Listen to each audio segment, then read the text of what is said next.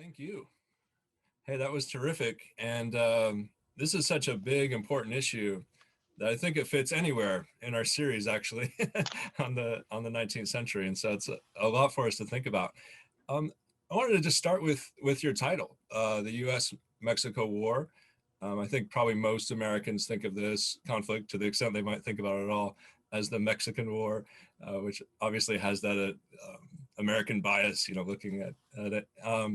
Is this become now the standard in the field? Would you say the U.S.-Mexico War, and what does Mexico do? Do you know? I don't know. That's a great question. It's the American War.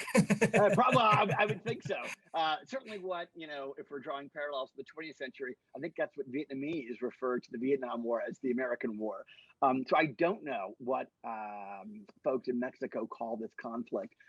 My SMU colleague Neil Foley, I'm sure, would be able to offer me some thoughts on that. He's the one who introduced me to this image, which he uses in some of his own lectures. I really like it. There are a number of reasons to sort of go with that wording. I don't know. Well, actually, I can say that I don't think it is sort of now standard parlance, because I used it in a chapter for an edited collection a couple of years ago, and the copy editor and I went back and forth about it. And I won that one politely, but clearly there are folks even in the academic publishing business who have some doubts about what the best terminology is. But you're exactly right about the reasons why I and plenty of other scholars choose to do that, for a couple of reasons. One, it is to sort of emphasize the American origins of the conflict, to call it the Mexican War, or the Mexican-American War. That, of course, can sow some confusion about the idea, is it Mexican Americans who started it? When in fact, there really is no such thing really as a Mexican American at this time, because that's really a product of the war, peoples of Mexican ancestry who were absorbed into the United States. So it seems that the most accurate way to describe it is the U.S.-Mexico War, or the war between the United States and Mexico. Probably a very wordy answer to a very good question. No, it's terrific. I'm gonna adopt it. Maybe in the next edition of LEP, we'll get that. We'll give you a shout out. Sorry about those. Sorry about stealing your map without royalties. I'll find a way. I'll buy you a cup of coffee. Hey, you use the textbook. You can do anything you want with the maps. And it's too bad royalties don't work like songs, like streaming services or something, that I get like a quarter of a cent or something. I think you should. I think you should. Even though I did nothing to make that map.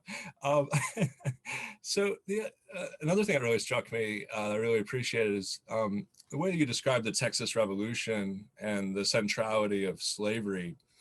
And something I was thinking about is, we always think about the U.S.-Mexico War as being the natural kind of, it's obviously the antecedent to the Civil War, but also something of an analogy, in certain ways, at least maybe militarily.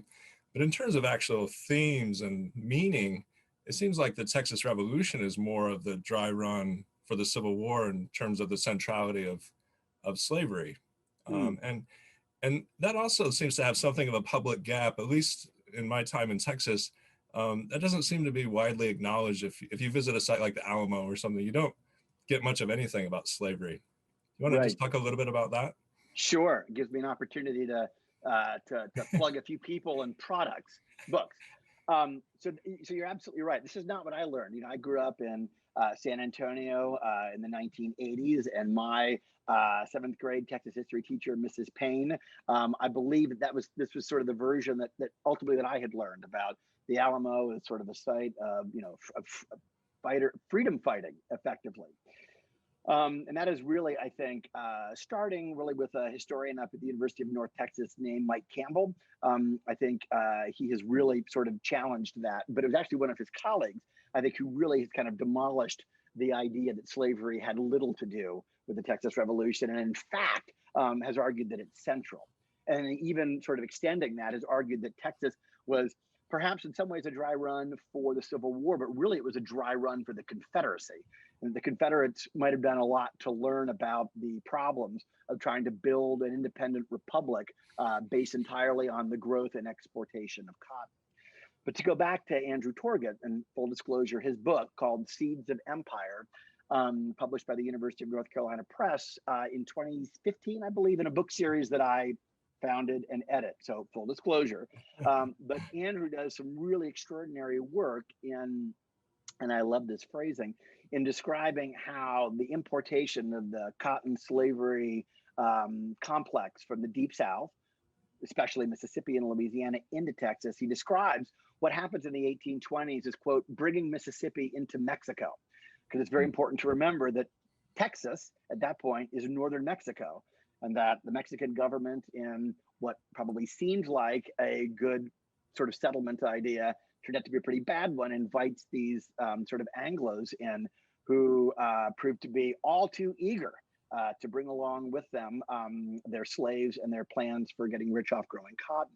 And that what Andrew does, and I'll wrap it up here, that's so brilliant, is to show how this this tension between these sort of Anglo newcomers who, come at the behest of the Mexican government, become Mexican citizens, get land in the process, how the presence of slavery in northern Mexico becomes such a live issue that it generates great debate in Mexico in the late 1820s, leads ultimately to the abolition of slavery in Mexico, with some provisions for its preservation in Texas, which ultimately are really hard to extinguish. And therefore, it's when Texans really become concerned in the 1830s that slavery and their ability to bring slaves with them is endangered.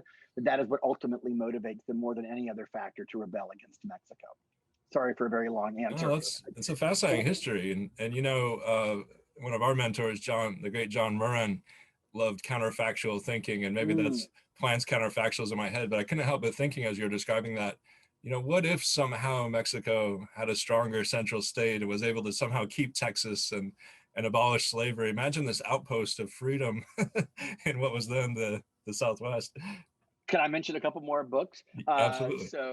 Really fine historian of Mexico named Peter Guardino, who teaches at Indiana University, has written a book called The Dead March, which is a history. It's an excellent history. It's a pretty good read, but it's an excellent history of the USMexico War, written by somebody who's a specialist in Mexico. And he absolutely argues for the centrality of U.S. wealth and U.S. governmental stability as the reasons why the United States prevails. Another historian named Alice Baumgartner has just written a book called South to Freedom, which is about basically runaway slaves from the South in northern Mexico, which was then Texas, seeking freedom there and refuge there, and how that provoked a number of international incidents, and how it was a real sort of sore tooth for the United States at this time, that they had this potentially free republic on their borders that was leeching slaves from the United States as a place to sort of seek freedom. And that is maybe not the cause of, but certainly another irritant on the road to war between the U.S. and Mexico. Yeah, that's so interesting. And I guess we don't even need the counterfactual with Mexico being a site for the Underground Railroad. And then, so you take that and then you just double or triple it, as you're talking about with geography. And it would have been a real challenge, I think, to the institution. Terrific. I have one more. James Polk is a really interesting figure in American history.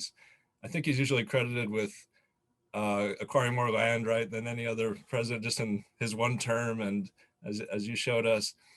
And I guess the question is, there's no sort of great man theory of James Polk, I don't think. I mean, you don't have these people who promote Polk necessarily as one of the greatest presidents in American history. But how do you distinguish between his actions and sort of the ideology of the times? And maybe another way to think about that question: would any Democratic president at that point pursue a similar policy than he did, or does he deserve, credit, if you want to use that word, for what took place with expansionism, the war, and everything else? That's a great question and a tough one. I'll say this by way of introduction. A friend of mine here in Texas, who, octogenarian of a somewhat different political persuasion than I, told me when we first met some years ago that he thought James K. Polk was the greatest president in American history for precisely the reasons that you just described, because he did, I believe, add more territory than any other president in American history, more than Jefferson, who's probably got sort of the silver medal. And so how to then think about his legacy.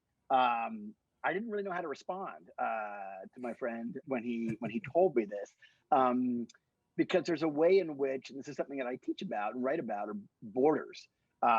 It's really hard to look at a map and not commit that sin of teleology, to look at it and say, well, of course it worked out that way because the United States was supposed to have the very shape that it does, from Maine in the northeast corner to California in the southwest and everything in between. It's hard not to look at that and believe that it was always meant to be, and that therefore it's somehow a good thing. On the other hand, it's pretty uncomfortable to think about this first war of empire. I don't think of this as a shining moment in American history at all, even as it adds this territory and ultimately this extraordinary wealth. Because it's in 1849 the gold rush begins, of course, with California now sort of safely in the fold. Gold is discovered coincidentally at Sutter's Mill. So it's a really complicated question that I don't have a good answer to. And as you were winding up, I thought, oh my gosh, if I have to take a stand on James K. Polk, I'm going to be in a bad place. But to go back to your question about what, I don't know enough presidential history in the mid 19th century to know sort of who his primary opponents were in 1844, who was competing for the nomination. Maybe you do.